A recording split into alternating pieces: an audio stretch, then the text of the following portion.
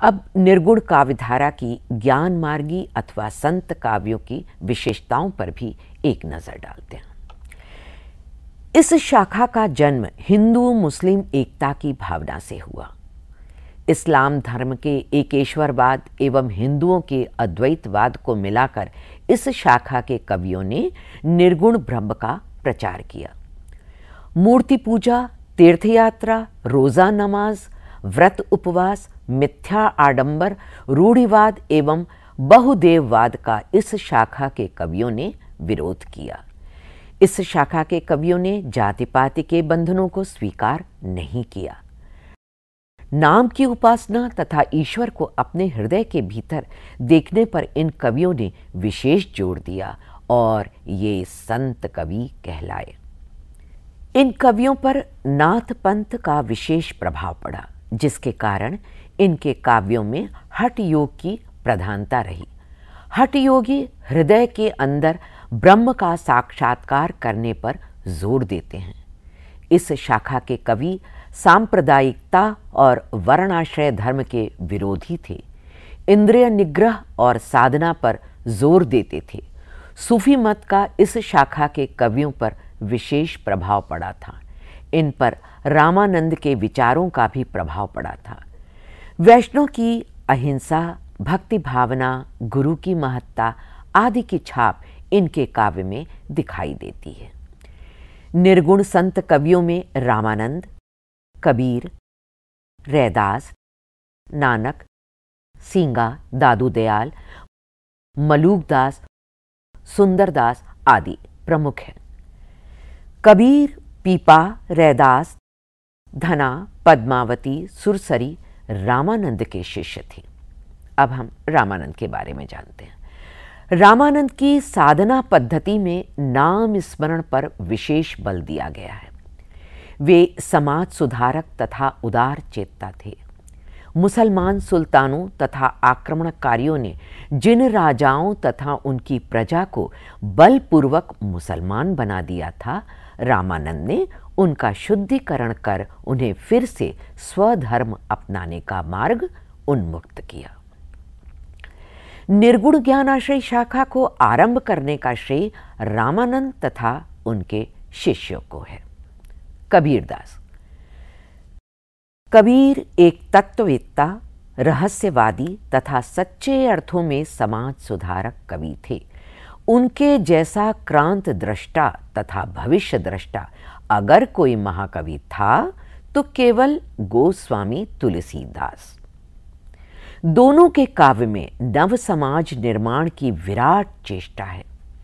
कबीर का पालन पोषण एक मुस्लिम परिवार में हुआ, पर उन्होंने रामानंद को अपना गुरु बनाया।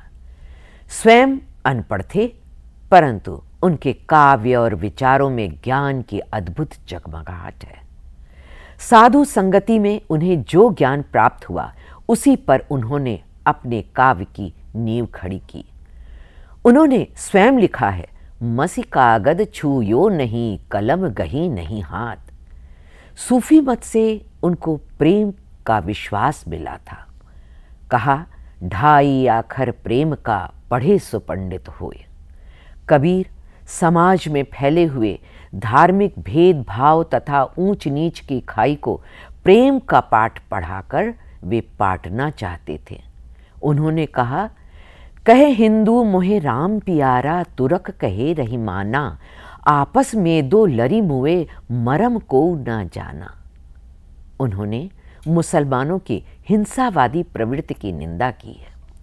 कहा, दिन भर रोजा रहत है, रात हनत है गाय, यह तू तो खून वह बंदगी, कैसे खुशी खुदाए। कबीर भले ही अनपढ़ थे, किंतु साधु संगति में रहकर वेदांत का अच्छा ज्ञान प्राप्त किया था। उनकी 63 ग्रंथों का उल्लेख मिलता है।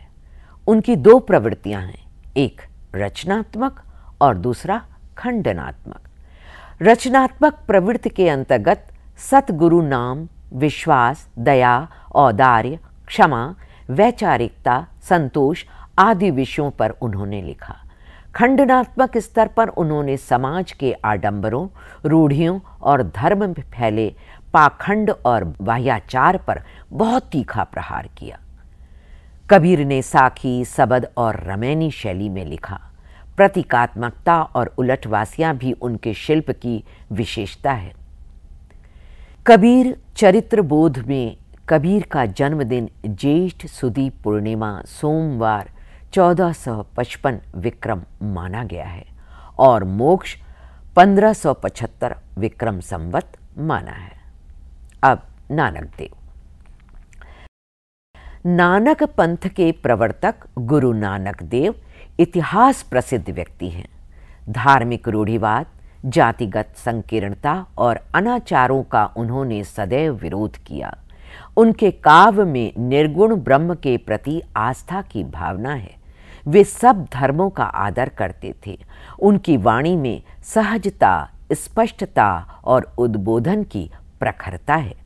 उनके काव्य में शांत रस की निर्मल धारा भी प्रवाहित हुई है। नानक की रचनाएं ग्रंथ साहिब में संकलित है। असादीवार, रहीदास और सोहिला उनकी प्रमुख रचनाएं हैं।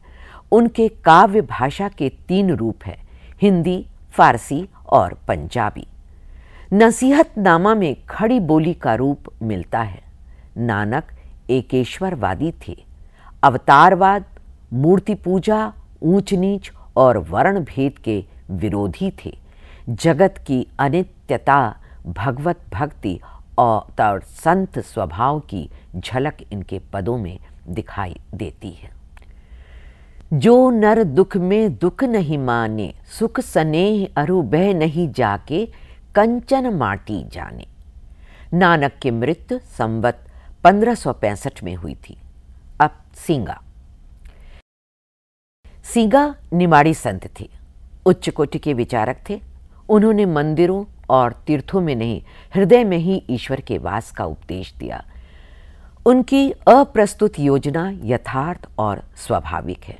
उनके पदों की संख्या 800 मानी जाती है। भाषा निमाड़ी है। संत सींगा ने किसी पंथ या संप्रदाय की स्थापना नहीं की, लेकिन उनके निर्गुण मार्गी भजन अत्यंत लोकप्रिय हैं। अब दादू दयाल। दादू पंथ के प्रवर्तक थे। दादू के शिष्य रज्जब के अनुसार वे धुनिया परिवार में जन्मे मुसलमान थे। वे प्रतिभाशाली कवि थे। उन्होंने 20,000 पदों और साखियों की रचना की। अंगवधू उनका प्रसिद्ध काव्य है। निर्गुण भक्त होने पर भी उन्होंने ईश्वर के सगुण स्वरूप को मान्यता दी है। भाई रे ऐसा पंथ हमारा, है पंख रहित पंथ महपूरा, अबरन एक आधारा। उनकी काव्य भाषा ब्रज है, जिसमें राजस्थानी और खड़ी बोली के शब्द भी हैं। उनकी वाणी में ओज और गांभीर्य दोनों हैं।